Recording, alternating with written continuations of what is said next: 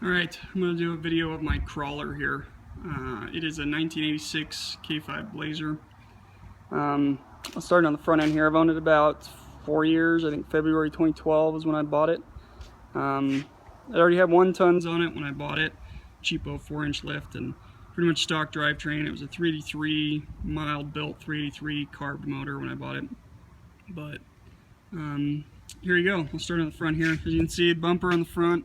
It's a DIY 4x A-bomb center section bumper, and then those are tubes that I built off of it. It's schedule 40 pipe. It's measured in inner diameter, which is a 1.9, I believe, so roughly a 2-inch outer diameter. I like using schedule 40 for like bumpers and sliders and stuff because it's really cheap and it holds up really well just to some bashing. So works great. Winch on the front is an Ango E10,000 pound winch.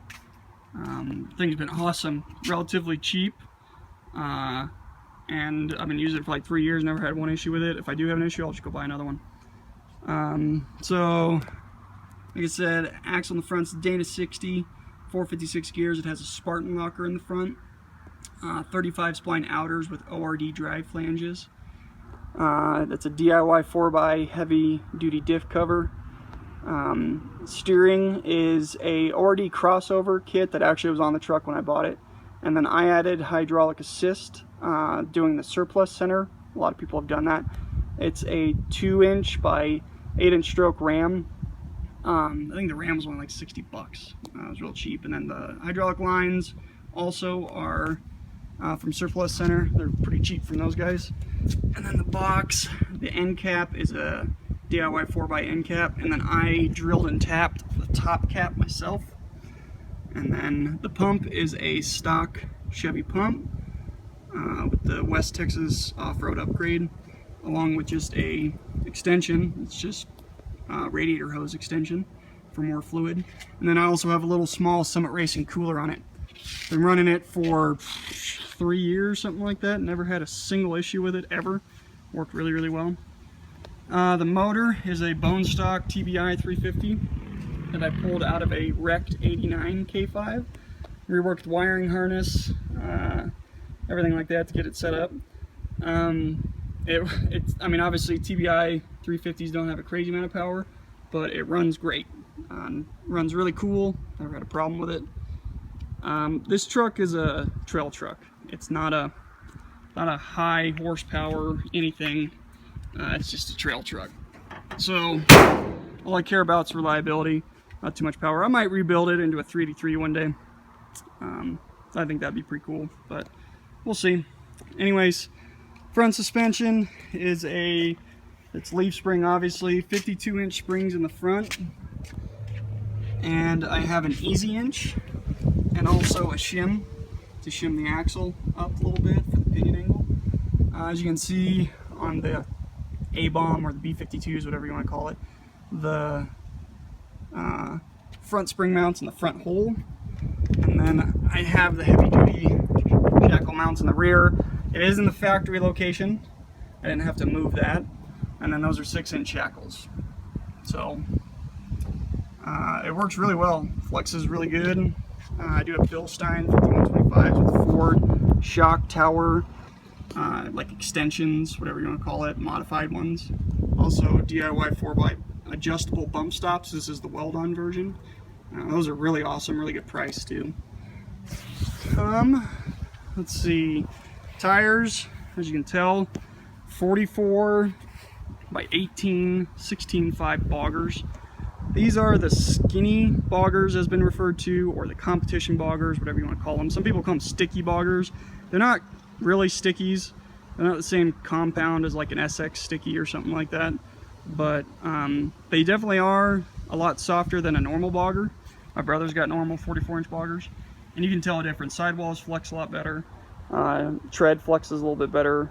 I also siped them a little bit, just to give it some lateral traction. Works really well. Let's see, tranny is just a rebuilt 704. No big whoop there. And then T-case is actually a slip yoke eliminator 241. And then drive shafts, it's a long slip. I ended up buying that off a buddy. Long slip, 1350 all around, both front and rear. Rear is from a Tom Woods. Those guys were pretty awesome.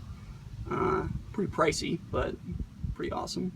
I did build this cross member slash skid plate. It does really well. I've sat the truck directly on it a couple times and never had an issue with it. So it's a cross member slash skid plate. And then also I have my rear wrap bar.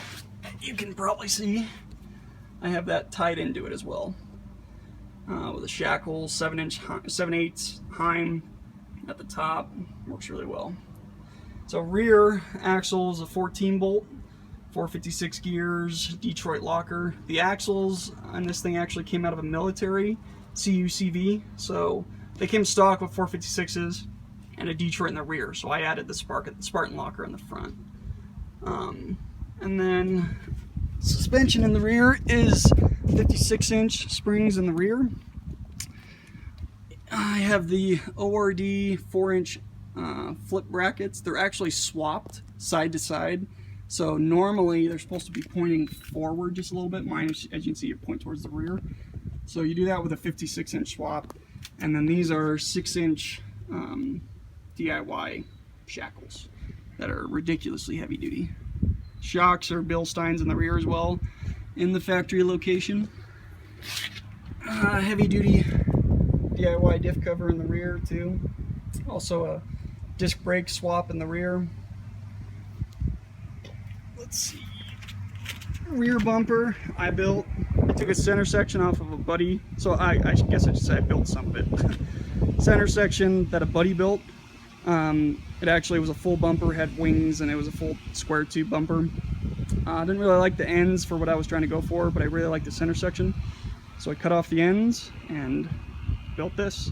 So built these tubes off of it. So these tubes on the rear are actually 2-inch 120 wall hot rolled electrically welded.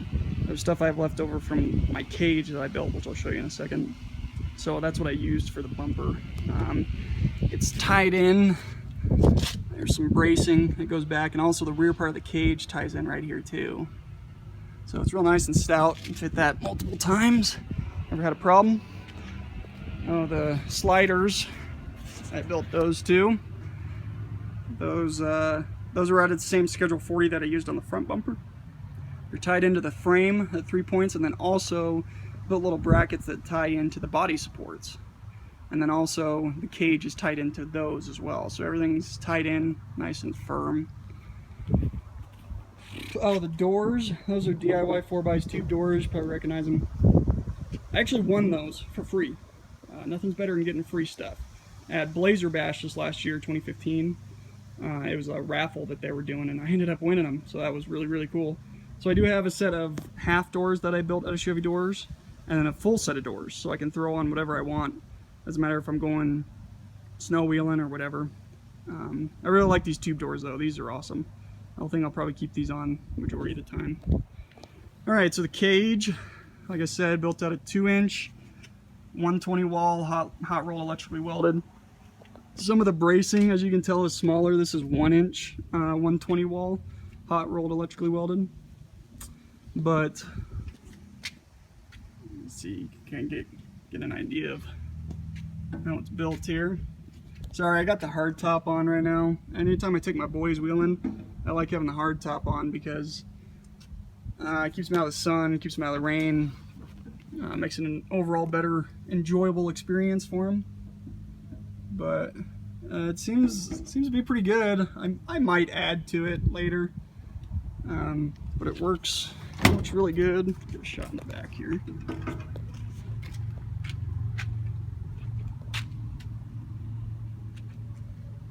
So you can kind of see the overall design.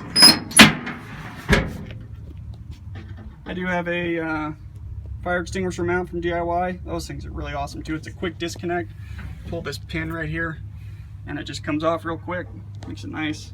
It rattles a little bit, but not nearly as much. I mean, this is an old 86 K5, everything rattles. So, and I do have it mounted to the wheel wells as well. So it mounts to the frame and 6 points, and then it has those 2 extra mounts at the wheel well, just for added stability. But works really well.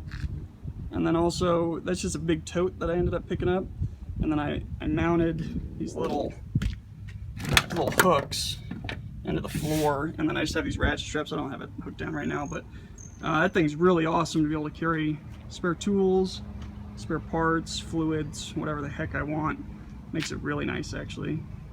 I do have not a full 44-inch spare, I have a 42. There's not really much place to keep it on here, plus the thing's big and heavy. So I usually keep it back in the trailer, and if I really do need it, I just end up, you know, going back and getting it. But anywho, trying to think if I missed anything. This thing's been really fun. It gets a lot of looks from people whenever I'm wheeling on the trail, a little bit different than normal Jeeps you see on the trail. It is, like I said before, it is not a go fast crawler. It is it's a slow crawler, but it does really well at that. And I can carry my whole family in it, plus a lot of gear and tools and all that stuff. So it works really well. The rims, oh, I didn't mention those. Those are recentered H1s from Trailworthy Fab with rock rings and also PVC inserts. So obviously you can go down to about 0 PSI, not have a problem. They're a little bit pricey, but when you're talking about a double bead lock, they're a heck of a lot cheaper than normal other double bead locks, and they are awesome. They're really awesome. But anywho, that's my Blazer. Hope you all enjoy it. Hopefully this video wasn't too shaky, and hopefully you got to check some stuff out. So I do have build threads on this, both on Pirate, CK5. I might have a little bit more of the intricate details of how I put this thing together. So you can go check those out if you want. Other than that, hope you enjoyed it.